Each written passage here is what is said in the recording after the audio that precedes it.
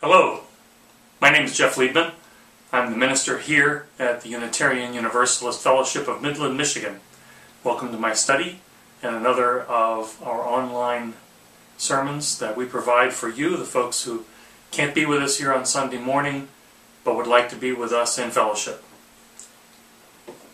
The title of this sermon is Voices at the Table. We will open with these words from Unitarian editor and author Norman Cousins. In 1967 he wrote, "I am a single cell in a body of 2 billion cells. The body is mankind. I glory in self, but my individuality does not separate me from my universal self, the oneness of mankind. If I deny the oneness of humanity, I deny the oneness of God. Therefore I affirm both. Without a belief in human unity, I am hungry and incomplete. The sense of human unity makes possible a reverence for life. It is a sense of the whole, a capacity for wonder, a respect for the intricate universe of the individual life."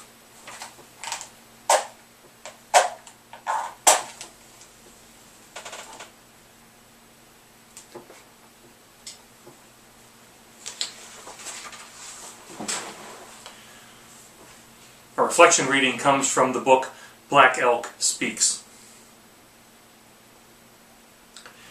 "Then a voice said, 'Behold this day, for it is yours to make. Now you shall stand upon the center of the earth to see, for there they are taking you.' I was still on my bay horse, and once more I felt the riders of the west, the north, the east, the south behind me in formation, as before, and we were going east. I looked ahead and saw the mountains there with rocks and forests on them, and from the mountains flashed all colors upward to the heavens. Then I was standing on the highest mountain of them all, and round about beneath me was the whole hoop of the world. And while I stood there, I saw more than I can tell, and understood more than I saw. For I was seeing in a sacred manner the shapes of all things in the Spirit, and the shape of all shapes, as they must live together like one being. And I saw that the sacred hoop of my people was one of many hoops that made one circle, wide as daylight and as starlight. And in the center grew one mighty, flowering tree to shelter all the children of one mother and one father. And I saw that it was holy.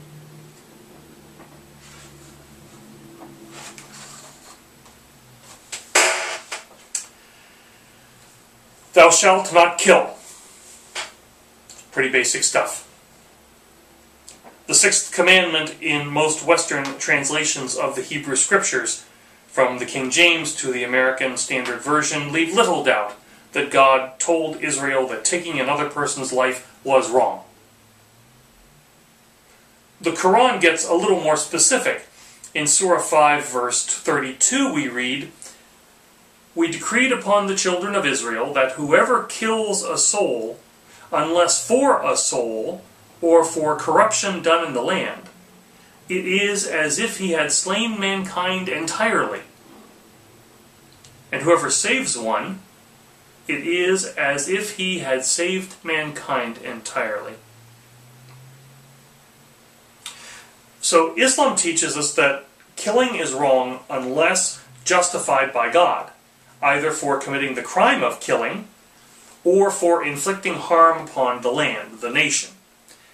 That is, Islam permits the killing of a murderer. Now, I want to be clear about this distinction, particularly in regard to other human beings. To kill means to cause the death of someone. To murder means to deliberately kill someone. For example, a police officer shoots at a fleeing suspect. The bullet wings the suspect, knocking them down a flight of steps and breaking their neck. The police officer killed the suspect. An assassin on a nearby rooftop takes careful aim and shoots the police officer in the heart. The police officer was murdered. 2 deaths. 1 killing, 1 murder. Now, one may ask then, why so much killing throughout the centuries has been condoned by various Christian denominations if God forbade the act? The simple answer is that that is not what the Bible actually says. The Torah, the original Hebrew scriptures, actually says, "Thou shalt not murder." According to the Jewish Study Bible, the 6th commandment refers to illicit killing. In other words, the Torah only forbids an illegal killing. This annotated Bible goes on to say that the King James Version's "thou shalt not kill" is too broad.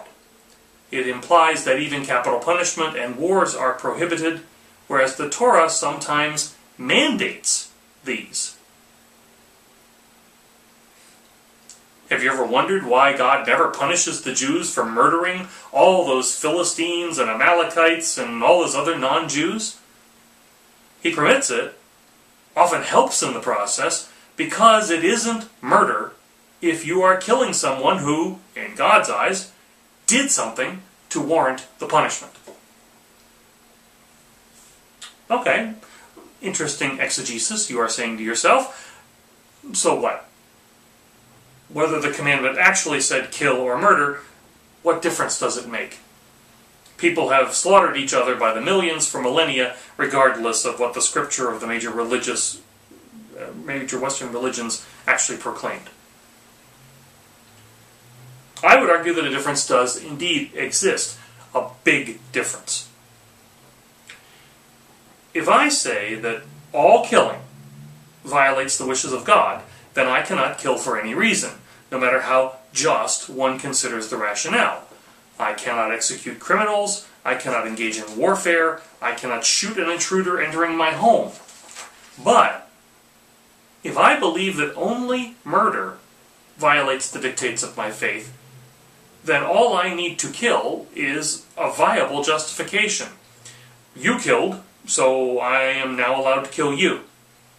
You committed great harm to my land, therefore I may harm you in return. You attacked my people. I am therefore thoroughly within my rights to take your life as punishment. So the difference means that when I justify my murder as killing, I am branding you as the other. You're not one of us, because you have allegedly done something to make you one of them. And my laws, either social or religious, permit me to kill them. Such an attitude toward other human beings represents what Dr. Milton Bennett identifies as an ethnocentric view toward cultural differences. Bennett served in the Peace Corps in the late 1960s, and when he returned, he earned a doctorate in intercultural communication and sociology at the University of Minnesota. Dr. Bennett is well known for his developmental model of intercultural sensitivity. He also helped develop the Intercultural Development Inventory, which is used internationally to guide intercultural training design and to assess intercultural competence. Bennett's model identifies 6 stages of intercultural sensitivity. Each stage is defined by the underlying assumptions one has when making assessments of people from other cultures and to understanding differences between the cultures. For instance, stage 1 is denial of difference. People in stage 1 see their own as the only real culture. They ignore cultural differences and will aggressively resist considering others' cultures, even to the point of actively seeking their elimination. Stage 2, defense against difference, is characterized by a belief that one's culture is the most evolved and therefore represents the best way for people to live. Us-them thinking is a standard defense mechanism against the perceived threats from other cultures, which the person in stage 2 typically characterizes by broad stereotypes. People in stage 3, minimization of difference, will emphasize the similarities among all people and relegate cultural differences as superficial. People at this stage often see themselves as no longer being ethnocentric. They tend to overestimate their own level of tolerance while underestimating the inherent privileges enjoyed by their own culture. These ethnocentric stages reduce people from other cultures to the other. We should know about being the other. Arius was excommunicated for promoting anti-Trinitarianism, and Origen for teaching universal salvation. For the ensuing centuries, their descendants have been imprisoned, tortured, forced into exile, and burned at the stake. We, of all people, should understand how it feels to be the other. Of all congregations, ours should be packed with all those people not welcome in other sanctuaries. Our new tagline here at the Unitarian Universalist Fellowship of Midland on all of our congregational communications reads that we are a liberal religious haven that cherishes the exploring mind and welcomes all souls. That's a mouthful. Let's break it down. The Unitarian Universalist Fellowship of Midland is a liberal religious haven. Now, since I've come here, I have had many people tell me how this was the one church in the area in which they felt safe to believe what they believed. Rejected elsewhere as the other, unaccepted by mainline religious communities, they found sanctuary here in our sanctuary. This sentiment exists in many Unitarian Universalist congregations. For us, as a somewhat isolated congregation serving a relatively large Tri-City area, we may indeed feel like an island in a hostile sea of theological opinions. In my youth, I sampled various Protestant churches myself and found no place where I could comfortably express my true inner thoughts on God, the nature of humanity, or ethical issues. We cherish the exploring mind. Now, in last week's sermon, we talked about being a faith for modern explorers. I fervently believe that we are one of the few religious entities that truly embraces questions and rejects any attempt to enforce creedal conformity. Of course, our love of nonconformity defines us as other, and often presents obstacles to accomplishing even the simplest tasks. I would bet good money that anyone listening to this sermon probably has something about the standard worship service that they would change, given the opportunity. And as your minister, I will always do my best to satisfy your expectations, knowing, however, that like Sisyphus, I must inevitably watch that boulder roll back down the hill. Now we get to the toughest challenge. We welcome all souls. Now, some of the largest Unitarian Universalist congregations in America, Washington, D.C., New York City, Tulsa, as well as many others from Massachusetts to Indiana and Louisiana, are named All Souls. Let's take a moment to think about that. How would you feel about this congregation being named the All Souls Unitarian Universalist Fellowship? Would that name be an accurate reflection of who we are? If something in you doesn't like it, what is that something? Where is it coming from?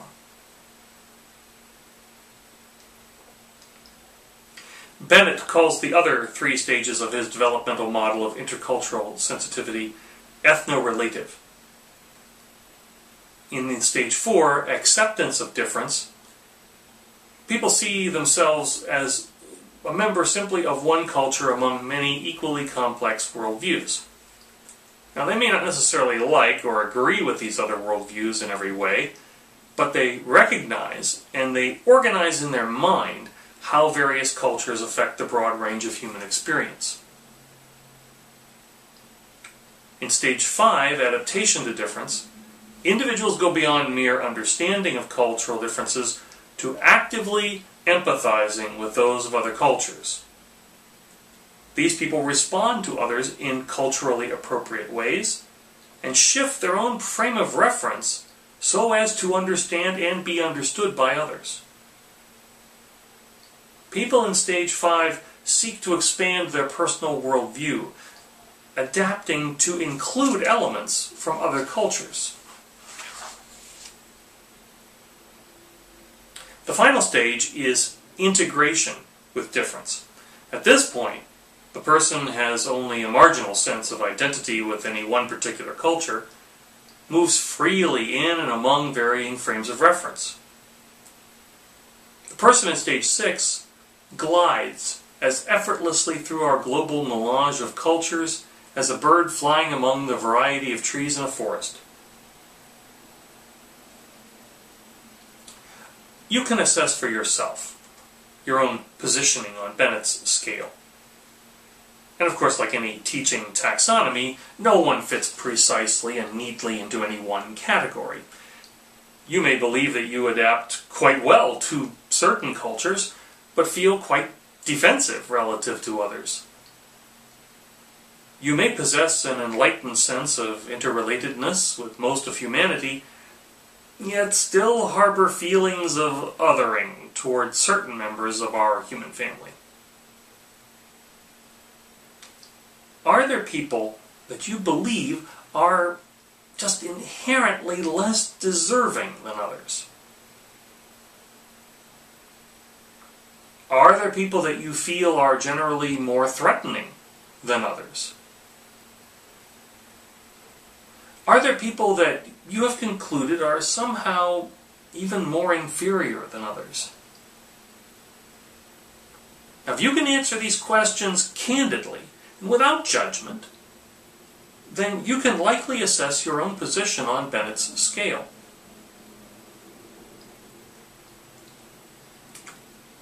These questions discomfort us. We may easily rail against those who other us, but turning that mirror toward our own reflection requires honesty and courage. Don't be afraid of that reflection. We are imperfect human beings. What makes us gloriously human is our amazing capacity for fundamental redefinition and growth. This topic always brings a story to mind of the Reverend A. Powell Davies, who served the All Souls Unitarian Church in Washington, D.C. in the 40s and 50s. In January 1946, right after the conclusion of World War II, and 9 years before Rosa Parks refused to rise from her seat, Davies delivered a sermon titled Religion, Common Sense, and the Race Question. Nothing is more short-sighted than to think of the race question as a local problem, or a national problem, or as a series of unrelated problems. It is one of the all-inclusive problems of the age. What was the doctrine that started Hitler on the path to Armageddon? Hitler's intention was to bring about a racial hierarchy, Germans on top, other white people on a series of descending levels immediately below, and the other races of the world at the bottom. He continued, "There are times when I stand aside and wonder at the strangeness of this world of ours. The years of all of us are short, our lives precarious. Our days and nights go hurrying on, and there is scarcely time to do little that we might. Yet we find time for bitterness, for petty treason and evasion. What can we do to stretch our hearts enough to lose their littleness? How strange and foolish are these walls of separation that divide us.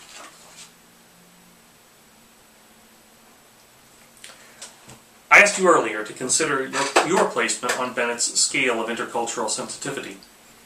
Now, think about this congregation. Where does the Unitarian Universalist Fellowship of Midland land on that 6-stage scale? Do we deny, defend, or minimize? Do we say, Midlanders are all the same? Do we believe that our way of worshiping and being together in religious community is the best way? Do we think to ourselves, everyone is welcome here because culture really doesn't matter? Or are we ethnocentric in our thoughts and actions? Do we recognize and seek to understand people who are not like us? Do we adapt our ways of being to welcome others? Are we ready to consider setting aside our own culture as relatively unimportant and embrace all cultures as equal contributors to the human mosaic in our worship and other activities?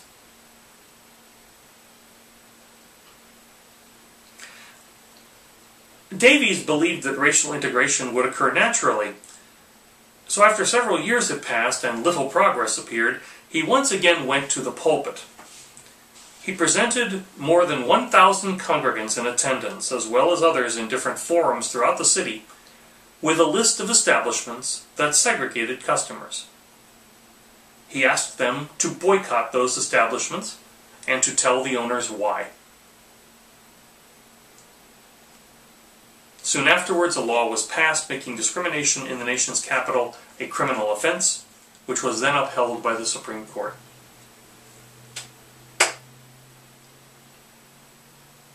What can we do to stretch our hearts so that they lose their littleness?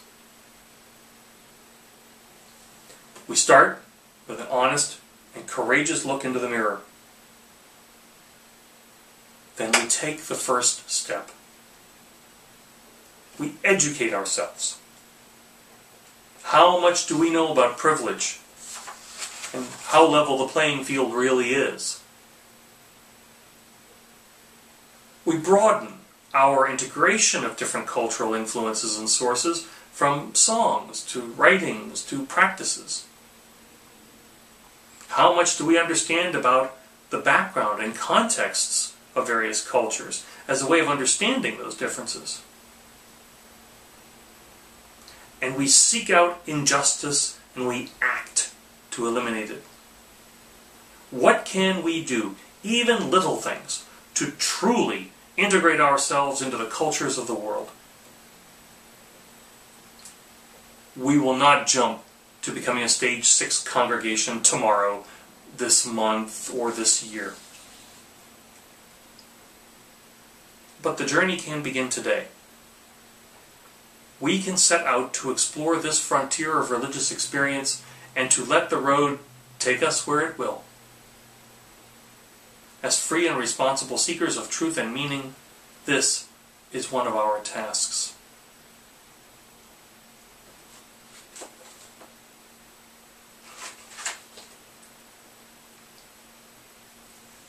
Spirit of life and love that we know by many names, be with us now as we enter an attitude of prayer, reflection, and meditation.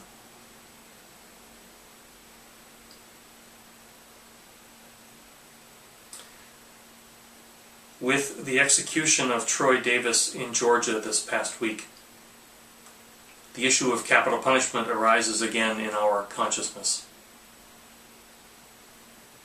We reflect on this form of killing that has taken the lives of more than 3,000 people in the past 35 years in this country, many of whom, like Davis, were convicted under questionable circumstances. We pray this morning for the governors of Alabama, Arizona, and Arkansas, of California, Colorado, Connecticut, and Delaware, for the legislatures of Florida, Georgia, Idaho, and Indiana, of Kansas, Kentucky, and Louisiana, for the judiciaries of Maryland, Mississippi, Missouri, and Montana, of Nebraska, Nevada, New Hampshire, and North Carolina, of Ohio, Oklahoma, and Oregon, and for the people of Pennsylvania, South Carolina, South Dakota, Tennessee, and Texas, of Utah, Virginia, Washington, and Wyoming.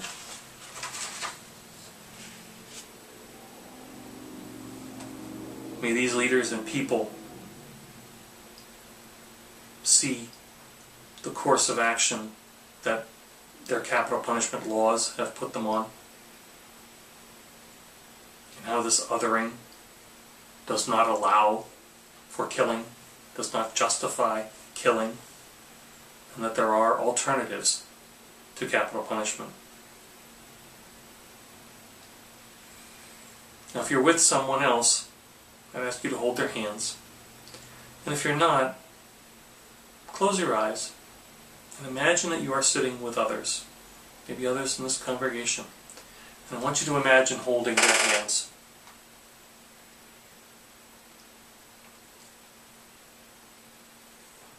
And imagine feeling in your hands the flesh that's touching yours. Maybe this is someone you know. Now imagine this flesh is the flesh of a stranger. Someone from another city, another country, another culture. Imagine this flesh as the hand of the other. Touch has no color or culture. The warmth you feel has no gender or age. All fire is fire. Let our flame bring the light of justice to the world.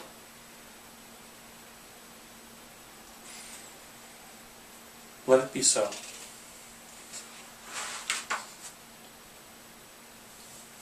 And I will close with this one last excerpt from A. Paul Davies' sermon, Religion, Common Sense, and the Race Question. Let me be perfectly candid about this matter of uncomfortable changes. Just as much as anyone else, I could find it comfortable to get along with things as they are. Comfortable in everything but conscience.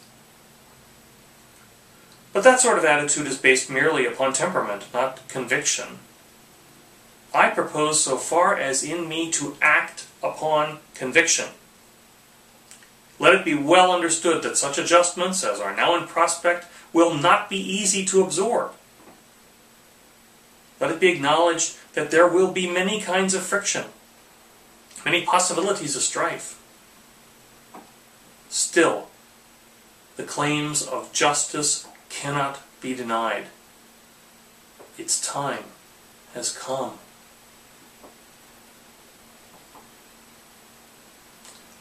Until next time.